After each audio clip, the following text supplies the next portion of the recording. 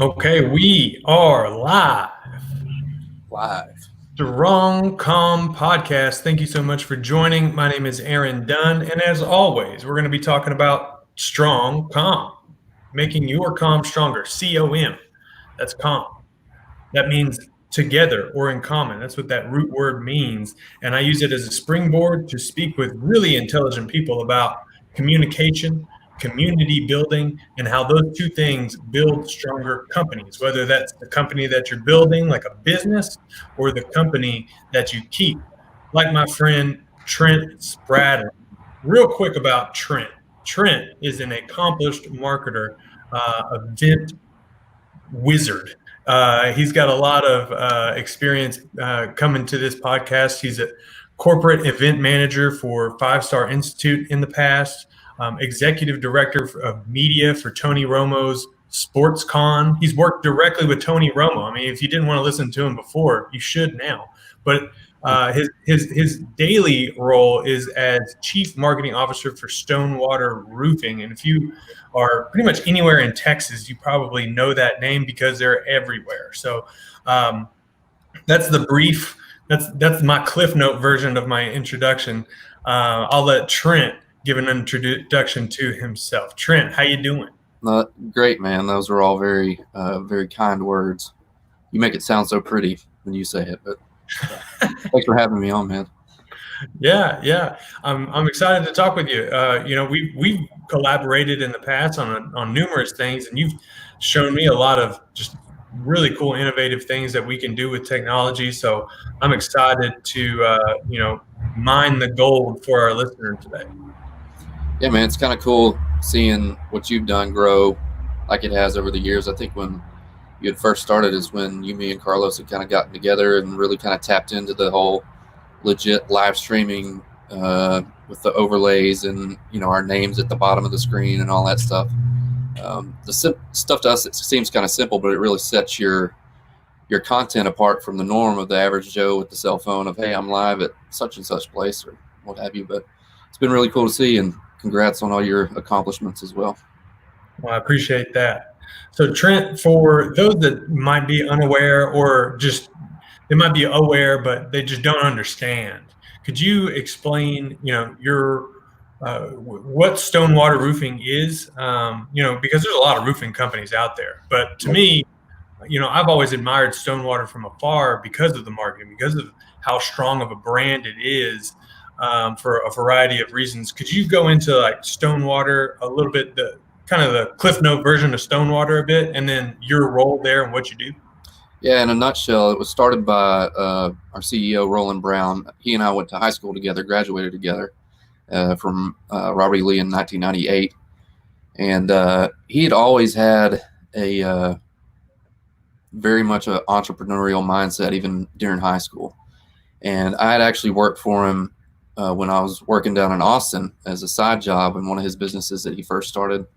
And then it evolved to him opening Stonewater back in 2010. And he started in the spare bedroom of his grandmother's house in West Tyler. And through a lot amount of hard work and dedication, he's grown it into I think our record year last year was $19 million in total revenue, which put us in the top 100 roofing contractors in the nation. And that's probably the biggest accomplishment the company's had on a national scale thus far, is being recognized from that standpoint. But he's a legit Tylerite that has, over the past few years, brought on other talented individuals. Another stakeholder is Jacob Law. He's a veteran, so not only are we minority-owned, but veteran-owned as well. And, together those guys have amassed a team of pretty solid people that have helped grow this company and continue to grow the company at a record pace. And I'm glad to be a part of it. It's cool to watch. And it's a homeboy from back in the day. Yeah, that's just icing on the top. And I mean, it's cool to watch from my view. It must be cool to watch when, someone like yourself is in, you're in the control room. You're behind the scenes and you're helping make that happen. So touch on that a little bit. I know you don't want to talk about yourself too much, but I'm going to force you into it. So, Trent, what do you do? What's your brains behind the marketing operation? So, take me just real quick through your day. Well, first and foremost, I've had a knack for being able to put the right people in the right position to help carry out my crazy lunatic ideas that I come up with as far as marketing activations go. And Phil Stoskus, who handles things out of our Dallas office, actually Bedford office. It's our brick and mortar storefront is opening here in the next couple of months. And then Anissa Albers, who works here in Tyler out of our office. And, together we're able to do things that are very much outside the box from your normal marketing approach. You can be, like you said, there's 1,000, anybody that can swing a hammer and nails and to a shingle and affix it to a house can legit call themselves a roofer. You don't have to have a license to do it, which makes competing in the market or really earning trust of people in the community a very difficult thing to do, because there's so many fly-by-night guys that give legit companies like ourselves in the industry a bad name. And luckily we've been able to, over the past couple of years, showcase the Stonewater brand in a way that's not your normal company, where it's obvious that we're here for the long haul.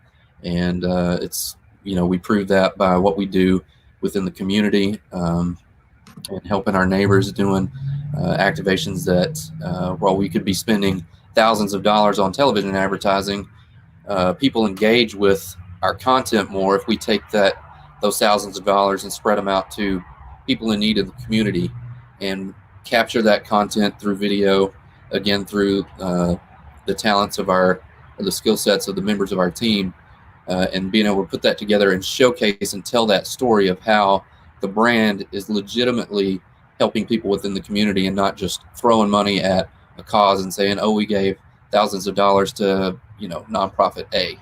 Anybody can do that, but why not do the legwork yourself, get out in the community and legit change people's lives and be a part of that change and that shift in mindset from people that may be down and out on their luck, and seeing that, that sense of hope, albeit even if it's for just a second. It's that's where the reward is. And when we're able to do that, that's what earns our trust with people, and people understand that, it's we're not going anywhere. So the key, I think, that Stonewater has above the rest is that we are 100% transparent in all of our work and what we do in the community and as a company as a whole. So I could go on and on, but I'll just ramble and ramble. Did it lock up? You're frozen. There you are. We good? Yep. Okay, cool. No, that's great, man. That's great. And we're going to touch on all that, like, because you really do a lot of work within the community, and that's why I'm so thankful to have you on. So, but before we get on that, I do want to touch on the messaging of Stonewater and really talk about the communication. So we'll jump in the 3 C's in that linear fashion that we always do on the show. So one thing that you mentioned is the kind of, and something I wanted to ask you about is the creative variety that Stonewater has. There's always something new coming up with Stonewater. It's, I like you said, anybody can swing a hammer, anybody can take a picture on top of a roof, but Stonewater takes it into a different level in a lot of different ways. And maybe you can touch on that a little bit.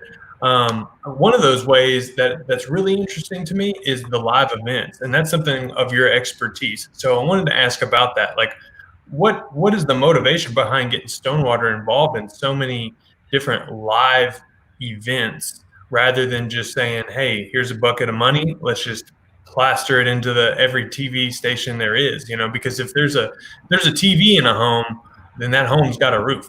But you're actively trying to get people out of the house under somebody else's roof, right, and utilizing your marketing spin that way. So what's the appeal of live events? Yeah, so it's really about that face-to-face engagement, the old grassroots approach. While the only way that really works, I think, for Stonewater is the fact that people recognize the brand. The blue water drop that's on all of our signs, all of our trucks, billboards, TV, et cetera, et cetera. But people have to be able to relate to you somehow. Nobody gives a what about a roof until they need one. And when they need one, it's going to be a knee-jerk reaction. Oh, hell, who do we call? But if we're top of mind, if we can get as close to top of mind as possible, the best route of doing that is that direct engagement so that people are able to recall and relate. Oh, yeah, let's go talk to those guys that were, big sponsors at Red Dirt and, had this, that, and the other going on, or that produced that show with CeeLo Green and Screech and all that crazy stuff. And, it's really just getting people to engage directly with the brand, being able to showcase the personalities, individual personalities of the people within the company that they engage with physically at those events, and all that. That's really just kind of the mindset behind it. I just think that it works. It goes a lot farther if people are able to engage directly, and they can then say, okay, yeah, they got cool marketing. We see their signs everywhere, but those people really are cool. They'd probably be cool to hang out with or cool to work for. Yeah, and that's totally the vibe that I get so much of the time, because you're really calling to mind the concept of hosting the party. I mean, you guys host the party most of the time. There's a lot of big parties and big events that happen, and if like I didn't get to go to the CeeLo Green concert, but I had friends that went. But if you host the party, by proxy, you're just kind of right there with CeeLo. So I mean, it's you're really creating a lot of affinity there, and you're creating those special experiences that can't be taken away. They can't. It's really hard to replicate. We're gonna. That CeeLo Green show was an awesome experience because it was the first one that had actually been truly produced by Stonewater / Culper Ring, which we can get into that in a bit. But being able to do something that was a very, very organic, crazy idea that everybody was like, well, I say everybody, some of my friends were like, oh, there's another, crazy idea of yours. Let's see if it actually happens. And then here we are with arcade games and Screech and Debo from Friday walking around and CeeLo jumping up on stage. The numbers at that show, I'll say this again with transparency, the numbers of at that show were super, super low. But again, a lot of it had to do with, aside from the things that my team could have done better, is the, again, getting people to grasp on that, okay, this seems absolutely crazy. There's no way these people are coming to Tyler, and them not truly buying into it. And then they see that it happens, and it's like, oh, damn, I missed it. Which actually gives us leverage going into the next show, because then people are like, okay, those guys do not jack around. Let's go see what crazy stuff they get into this time. So it's been really, really interesting to see how not only sponsoring events, but producing events has helped grow the brand and really, again, showcase the personality, culture, I guess, of the company. Yeah. There's a lot of nuggets there that I think anybody can take. Is that, like, how can by doing those things, by saying by aligning the brand with a particular set of experiences, whether it's Red Dirt or a musician or a festival or food or whatever it is, whatever that event is, if you're not only just throwing money at it and sponsoring it, but you're actually actively producing it, it does showcase, the type of brand that you are. And that's very well put. Another point about communication I wanted to touch on is, so events aside, there's a lot of content that comes out of Stonewater across Facebook, Instagram, and the other media channels that you have a presence on. That's just really different. I mean, like I was looking at your website. You've got about 15 blog posts for this year so far, and then of course you're very consistent on social media all the time as well. But it's not just a guy on a roof. Hey, let us give you a free estimate or something like that. So could you touch on the creative variety of content that you come out with? Because I know that's a challenge for a lot of people. I hear that a lot from people who ask me questions about, hey, Aaron, what do I do for marketing? You say that you got all the answers. What do I do? What do I post? How do you approach the content when you're putting out so much? How do you keep it fresh and alive to keep people engaged? Well, with us, we're lucky just from being able to have fresh content. Literally every day we're putting on roofs, multiple roofs in multiple cities. So there's no shortage of content opportunities per se. I wish that I had, the staff of like a television station where I could just dispatch out photographers to go capture all the stuff that we actually do on a daily basis. And we will wind up having a 30-minute, episode of the day in the life of Stonewater, which actually would be kind of cool.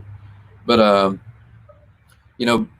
we obviously have that, but being able to do stuff that again, we go back to Facebook. Some people have searched on Facebook when they have been in need of a roofing company. But if we're honest with ourselves, the majority is not going to Facebook to look for that type of service. They want stuff that they can relate to, that they can laugh at, that they can engage with, that they can reminisce, nostalgia. Again, I've discovered that goes a super, super long way, and I've seen countless aficionados in the industry speaking to that, how being able to tug at the heartstrings of old really gets people to talk. And whether it has anything to do with your service, your product, or whatever, if you got them engaging about that on your page, we all know how Facebook works. If they engage, or they like or comment or whatever, that blue bubble is going to pop up next to it if they could receive an invite to like your page. And if it's blue, that means that they've never engaged with your page before, because if you're doing your social media right, you're staying on top of that and inviting everyone that engages with every single comment of every single post. So that's really how we're able to gauge how effective some of our content is on a outer network reaching capability. Outer network being people that don't currently follow our page. So just to give you an example of that is, I was 100% biased because Wienerland was my number one place to eat back in the day when it was open, the original Wienerland. I grew up on it. And the unique thing about it was that is the steepest pitch roof of a commercial building in the city of Tyler. It's a what they call a 1812 pitch, super, super steep. And so I tied that element into the piece of content, but then put the tag in the copy of what's your favorite memory, share your favorite memory of Wienerland, and the winner will be selected to receive a case of Der Wiener Schnitzel chili, which Der Wiener Schnitzel was the original before it became Wienerland. And I just happened to find a place online that you can buy the chili from. So I was like, well, we'll just make some stupid little contest this way. And it was, to date, next to giving away Cowboys tickets, it's the highest performing post that we've ever done since the company started. And we gained, we just busted 5,000 likes last night. And we got a ton of traction out of that post alone, because people just wanted to, invite to follow their page after, if it's fresh on their mind, after they've just reminisced about how they used to take their now wife on their first date there and blah, blah, blah. Oh, this is such a special place. And you hit them with that invite to follow page, they're like, hell yeah, I'm following these guys. Yeah, man. And they may not need a roof for 6 years, but when they do, hopefully they'll remember, you know what? Let's call those guys that gave us that Wiener Schnitzel chili.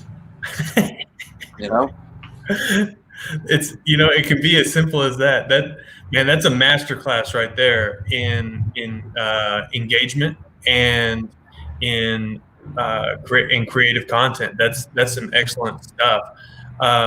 You got to That's get amazing. people engaged, man. If they're just liking and all that, that's well and good. Numbers look good and all that, but unless they're engaging and talking and commenting, I mean, even if it's negative sometimes, and you're able to spin it into something positive, again, that's a huge win. I think that's underestimated. There, unfortunately, doesn't have a legit social media marketing value. But if you're able to take every business has them, but the occasional upset customer, disgruntled customer, or the person that just has something they want to complain about that day, and turn it into something positive, or alleviate those issues, I mean, it's a great thing. And we're able to do that again by being able to, we're able to put out content that constantly shows our unique personality and culture of the company. People will understand that, we're not just some, I really haven't come up with a good term of what it is, but we're not your average Joe company. Yeah, yeah, and I love how you touched a little bit on, it's so how important that activation is, and you've mentioned that word a couple of times, just brand activations, and how there I don't know if that is a practice, unless you're deep into social media every day. If you're really actively and you're on the field, the passive business owner that has a business account, a business Facebook account, that they don't always check into this person just liked your page, or when you check in to see who's liked a post, if you can invite them to like your page, how important that really is. That's where the money's at. If you're spending money, if you're spending money on ads on Facebook and you're not doing that, just put your money in an envelope, send it to my personal address, and I'll help you out. Yeah. So that piece there, but also just knowing your community. I think that's such a valuable thing too, because say there's thousands and thousands of people who listen to this podcast that's outside of the Tyler market. Wienerland is just a hot dog stand that that Then people are like that don't know. They're like, "What is Wienerland? What are these weirdos talking about?" Yeah. So it creates curiosity for those that happen to see this post because it was shared because of a contest, but it's also it hits on that nostalgia button that really resonates, that actually makes an impact. And that's so funny that you made the connection. It's outside of Dallas Cowboys tickets, which costs a ton of money. Well, I say a ton of money. It costs a lot of money to buy Cowboys tickets, right? Even though the cheapest Cowboys tickets are expensive, and I mean this. Can't be that bad. I think we boosted it with like $50, and it had hundreds of comments, hundreds of shares. I mean, it was awesome. Plus the cost of the cans of chili, whatever that was. Awesome. So before we break into community to a greater degree, to a greater degree, I do want to connect on communication for this one last point, and it's the concept of omnipresence. So I really wanted to touch on that because I think I don't know if there's another brand, at least in East Texas, that has probably that has touched on this concept better than Stonewater. I really don't know. Outside of the lawyers that the strong arm guys and the don't get hurt and all those, like they definitely they paint the town with all their stuff. But at least, but with Stonewater, I mean, y'all are everywhere. You're on social media. There's always some kind of creative post. But in addition to that, there's going to be a sign in every single yard. You're going to see that water droplet on print media or at different events. Y'all are everywhere. So this concept of omnipresence is just like, no matter where you look, you're gonna see it. So like when you think about this concept of omnipresence, like how do y'all think about that strategically? And do you think about that strategically, especially when you're breaking into new markets? Like I just kind of want to open that up. I know I'm kind of generalizing it to a certain degree, but could you touch on the value of being everywhere, of having that wide scale? Yeah, so some of the guys on my team may say there's no rhyme or reason to anything that we do, but it's very much a strategic approach from the standpoint of there's so much that's changing in the marketing industry as a whole that there's new stuff that pops up, and it's really just getting at the forefront of it and keeping your ear to the railroad track of what opportunities are coming up next, whether it be, people think that television advertising is, oh, you're just airing commercials, but there's so much more opportunity. We can take just hypothetically like a KLTV. There's packages and opportunities that they have with their platforms that are constantly changing, with over the top and streaming services and your presence there. And it's really just, again, staying at the forefront and staying abreast of what's changing, what's new coming to town. Like we got in a good position with the Grand Slam activation that we do.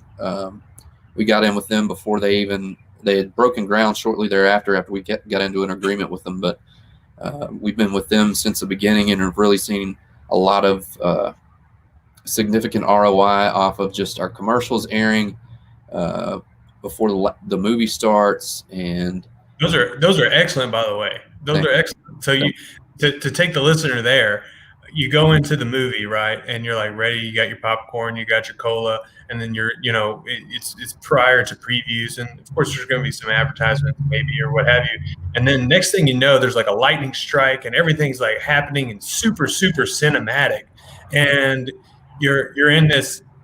Next thing you know, it's like you're in the eye of a tornado, but it's actually Stonewater Roofing backing you up just in case.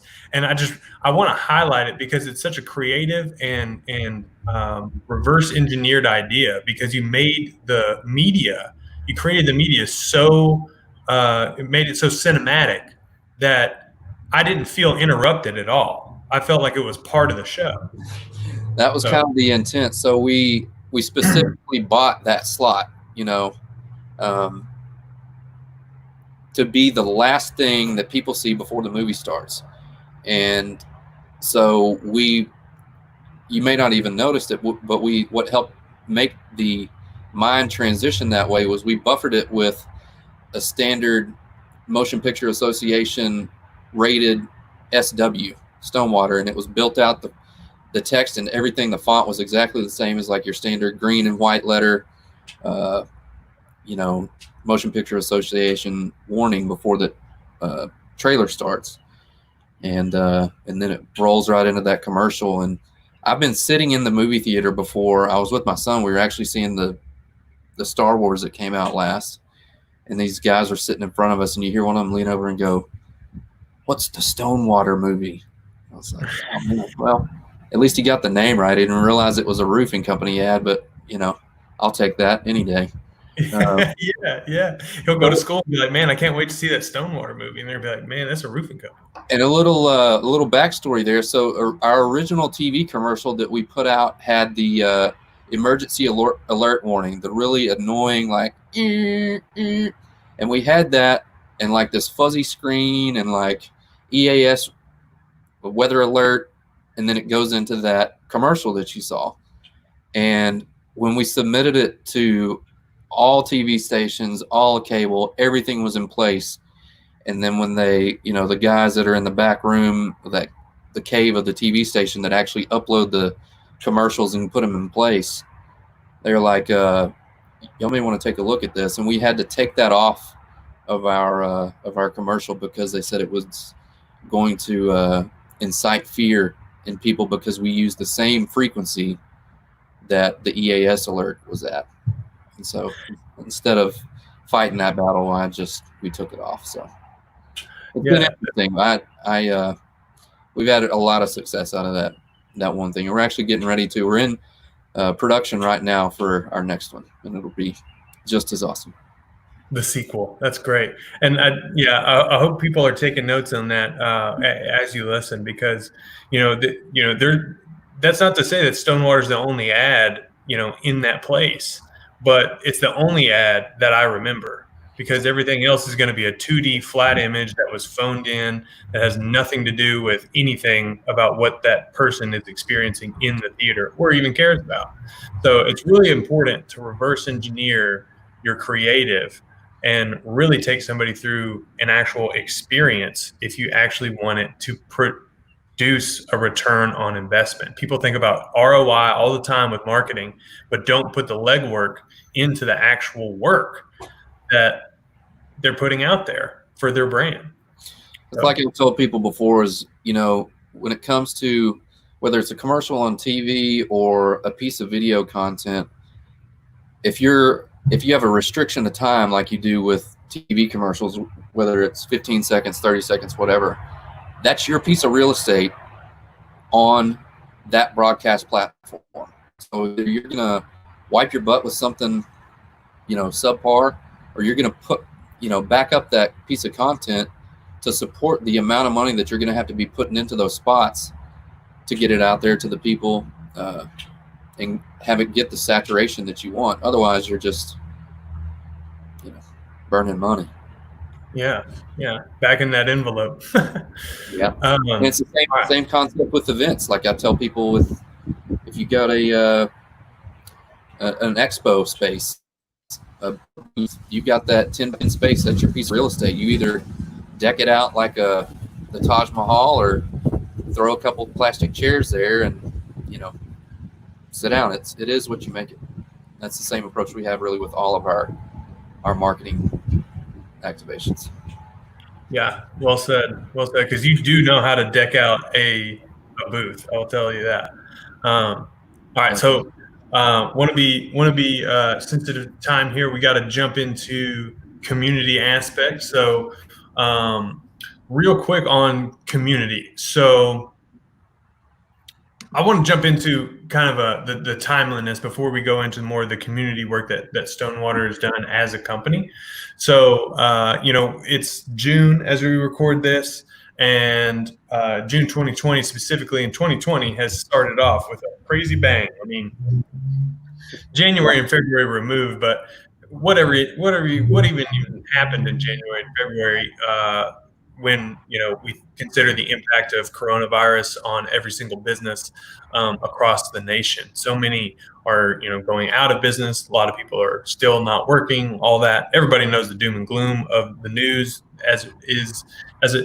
regarding COVID-19. So as a CMO yourself of a top 100 roofing company, how does a roofing company that typically it's well known that roofers, they knock doors. That's how you generate revenue. It's about the number of knocks that you can make. As far as I understand, right. What happens then? Did you give everybody a mask? How does a Stonewater navigate such a crazy scenario? Take us into that decision-making process and what you guys put together. Yeah, well, first and foremost, it always comes down to our sales staff. Even if they couldn't knock on a door, again, their efforts of fostering relationships, even on some of those houses of old that may have said no, they weren't interested at the time, but being able to reach back out to them during the most recent storm and say, hey, we've got some data here that shows that your home may have been damaged. We just wanted to reach out to you, yada, yada, yada, and got our inspections scheduled that way. And also we launched Remote Roofing by Stonewater. We actually got that trademark, but it's basically the entire roofing process from, engaging with our front office staff, be it through phone or text. The texting capability has just exploded for us. We're now able to take payments direct through text message, and we gain our reviews all through our internal software that we use to communicate direct with the customer, which also gives us a complete paper trail of the entire communication with that customer. So if, say, a salesman goes all the way up through the process right before the roof goes on and he gets sick, somebody else is there to step in and look at that thread and say, okay, this is where we're at in this process. Mr. So-and-so, this is what we're doing and moving forward next. This is where you're at in your project. So that has worked out huge. And then again, the homeowner only has to come in contact with anyone or see someone. They don't have to come in contact with them even, is when the guys show up to put the roof on. All contracts, e-docs, we e-sign everything. And it's basically a digital turnkey setup that we have that's proven to be very successful. And for the month of April, I believe, was our record month since the inception of the company, and not one door was knocked. And we did very, very, very well during those months. And we're very blessed to be in that position, while so many others were struggling, having a hard time. And Stonewater was proactive from that standpoint of trying to position ourselves. So while we knew that things were effectively working on a marketing standpoint, that told us that we didn't necessarily have to spend what we normally would on television advertising or other areas that we would spend our marketing dollars. We could attribute those towards nonprofits in town or different things, that organizations that were directly helping those that were affected by the COVID-19, be it layoffs or shutdowns or severe loss in business, whatever we could do to help them, we made ourselves available. So it's again, it's been an interesting ordeal, to say the least, but we're very blessed to be in the position that we're in, and all of that is, of course, attributed to this community of East Texas. Yeah, I mean, congratulations on that success. That's amazing. Dark cloud, some clouds have a silver lining, depending on what it is. And, it's not just the company, it's great that it's, the company's success. That's a good thing. We should be celebrating success, even if, we're going through a difficult time, because, the company's success is every individual underneath that company's success. And that's a wonderful thing, that you're able to innovate and position yourselves where you can still do business. And, for the end consumer, for the end customer, I mean, it sounds like an amazing experience for them as well, because they don't have to get some stranger walking up to the door. I mean, as nice as I am sure those salespeople are, at the same time, it's like, if you can create that type of seamless experience for the customer, what this has illuminated is the importance and how prepared every business needs to be to go remote in a split second, and how that technology can actually help your business, even if your hand is forced in that regard. Was this something that was in development, or we actually rolled it out last year and had been doing business that way since last year. It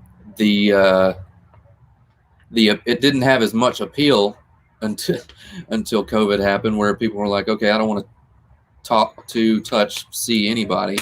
I mean, we had family members that didn't want to hang out with each other just because of, the fear of getting the disease. So I can only imagine some rando coming and knocking on my door, wanting to sell me a roof. I probably wouldn't even get that far to figure out what they were there for. I just wouldn't have answered the door. But, it was, again, it's worked out well in our favor. And, for me personally, having the right members of the team to execute it and make it happen, that makes a difference in my job. Yeah. So you touched on, how you're kind of how this success that Stonewater's been able to experience this year has led your team and your company to figure out what you can do to give back to the community. You want to highlight some of those stories for us? What are those things that Stonewater's doing above and beyond what the normal, like, cash donation might be? What are some of those things that y'all are doing to ensure that y'all are playing an active part, an active action-based role in the community? Yeah, well, there's I think the biggest part is being able to partner with companies, organizations that are already in the position or in the space of helping within a certain sector. So we could just take PATH, for instance. PATH helps feed something like 100,000 families a year for Smith County. But just hypothetically, if we take a sponsorship with them, but we're able to take some of the line items of that sponsorship and change them into something where, Stonewater is able to have a direct activation within the community, such as allowing Stonewater employees to come and help distribute food, or other opportunities to where we can, offset some costs for the local police department or fire department, for them to have the tools that they need to do their job. It's really just taking a unique approach to different opportunities, different sponsorships, and making it a custom package so that the Stonewater brand can be physically active, rather than, okay, for this sponsorship, you get your name on a banner and you get, this, and this.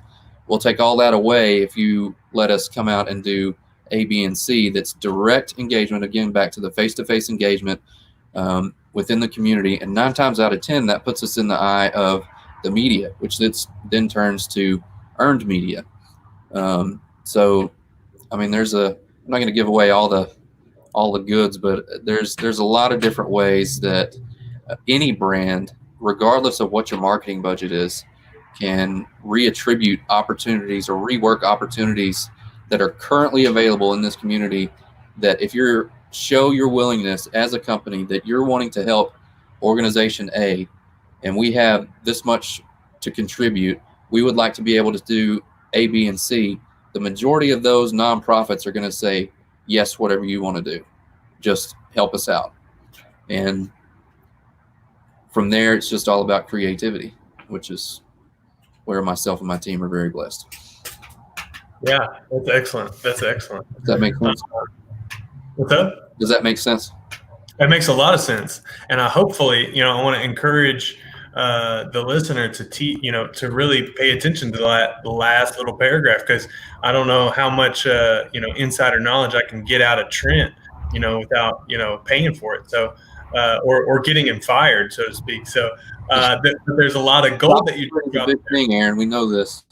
What was that? Job security is a big thing nowadays. Exactly. Kind of important. I think there's, if you were to rewind that a few times and really pay attention and really think critically about what you do as a business owner, what you do even as an employee to bring this up, if you're in marketing, to bring this up to your president, CEO, what have you, it's something that you can really take and say, okay, how can I do this in my context? Because it's it's going to pay dividends. And not only if you get earned media or these other types of marketing out of it, it's also the right thing to do. It's also just a good thing to do as a person, to engage with your community in that way.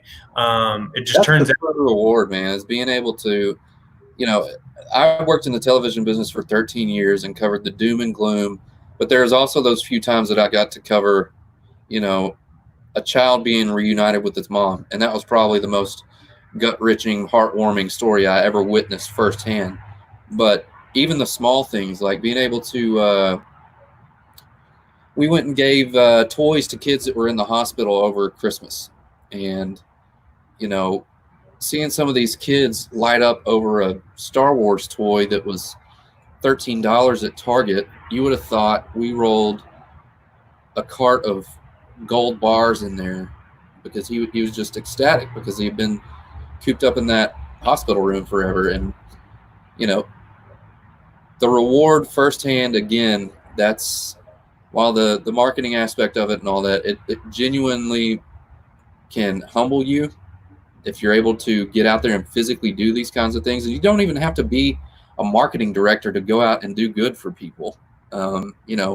Anybody can do this kind of stuff. And I encourage anybody to do it just for the sake of, getting to experience that at least once in your life, of doing something good legitimately for someone else that you have no vested interest in, and make their life better, and see that mindset shift frown to a smile, and that's the reward.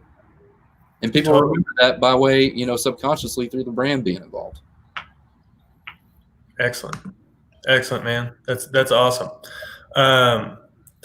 So let me ask you about. We're going to switch the company to kind of bring it all together a little bit. So the third C, company, communication, community building, and now company. We're being rocked in a lot of ways. There's so much uncertainty in the market. It's an election year. I mean, there's just all kinds of stuff going on. What do you think businesses should do to get the most mileage out of their marketing spend at this point? Like, what do you think is a good general thing for any business to do, kind of outside of roofing? Kind of just put on your general marketing guy hat, and speak to the local business owner, or maybe a freelancer, or maybe it is another business that's been humming right along. What is something that they can do in the next 6 months that they should focus on? I honestly think it depends on what industry they're in, because there's some that if I was the CMO of their company, that I'd be holding a little tight to my advertising dollars. However, just like one thing that you can watch, well, I can't say that definitively. What I was going to say is, right now, the advertising rates through, well, it's not so much anymore, but back when this first started, lots of advertisers dumped out of the marketing space, so to speak, just because they weren't sure how consistent that cash flow was going to be given the climate. And because of that, a lot of top tier advertisers dumped out or started freezing those monies, which left a giant gap for these broadcasters to fill with ad space. And when broadcasters get desperate, I know from working with them forever, when they get desperate, they start slashing prices like Walmart. And if you're able to get back in and come up with, again, get creative with your advertising dollar, or what you want your brand to look like, or how you want it to appear, you build your own proposal. You take it to them and you say, this is what we want to do. This is how much money we got. Can we do it? And if you find those outlets, those platforms that are in need of an extra spike that month, it's kind of like I don't want to say it's like a crapshoot, because it's really a lot safer bet than that. But you'll probably wind up being in a good place. But again, it really just comes down to what industry they're in. I would do as much as you can in-house, even if you just have your own cell phone. Make your videos. Have your friend that works for another company within a partner or sister industry or something like that come over to the office, and y'all have a open discussion like you and I are doing. And we could be still getting the same message across with one cell phone camera aimed at both of us in the same room. So I think that's a lot of things that people forget, that they have the opportunity to advertise live for free, or even not live. They can record it and post it for free every single day through all of the social media platforms that there are. I would maximize that as much as possible. And that's if you can't get elsewhere on standard terrestrial media, such as radio, TV, print, outdoor, over the top, all that kind of stuff. But it's been interesting to see who has done what from a marketing standpoint. There's been a lot of it's been interesting to see the car dealerships. They're the number one buyer as far as ad space goes, and them and lawyers. And it's been cool to see the new content that they've rolled out and their new approach to showcasing how they're pivoting, in the times of this COVID-19 garbage. And it's. Do you have any of those that come to mind that maybe I could look up? Because I haven't. There's I don't spend a lot of time on TV. Not to say that it's not important. Watching to make sure that our commercials are airing. Yeah. The Hyundai dealership, Pelche does it.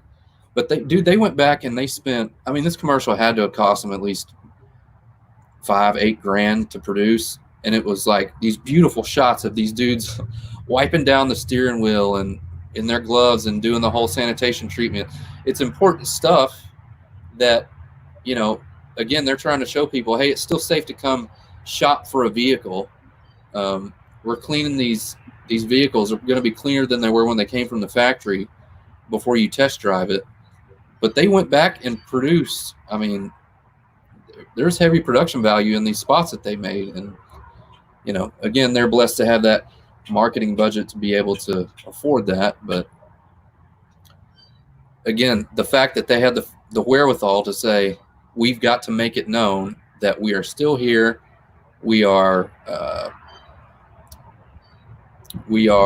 pivoting given the current circumstances with the scare, and still encouraging people and showing people that they can get a great deal with our company, our product, our service, what have you. Yeah. So. Yeah. Being mindful of the climate is super, super important. Yep. Well, man, I think it's great conversation. I really appreciate you being on the show today. It's always great to hear and pick your brain on these different concepts, because you definitely have a wealth of experience and creativity. So, man, congratulations on all your success, on Stonewater success. Looking forward to seeing, we're going to have to come back. You're going to have to come back next time when Stonewater's in the top 50, and we'll see how that one goes. That'll be fun. Yeah, man. We're on track, so we'll see what happens. But I appreciate you, appreciate all you do, and thank you again for having us on. Not a problem, man. All right. Don't forget to like, subscribe, and definitely give a like to Stonewater Roofing on Facebook, because who knows, you might be the winner of some Dallas Cowboy tickets or a can of chili one day. So. Hey, you weigh the value there. I'd take the can of chili right now. Yeah, you might be right. I may be partially biased, but yeah. Thanks again, Aaron. Not a problem.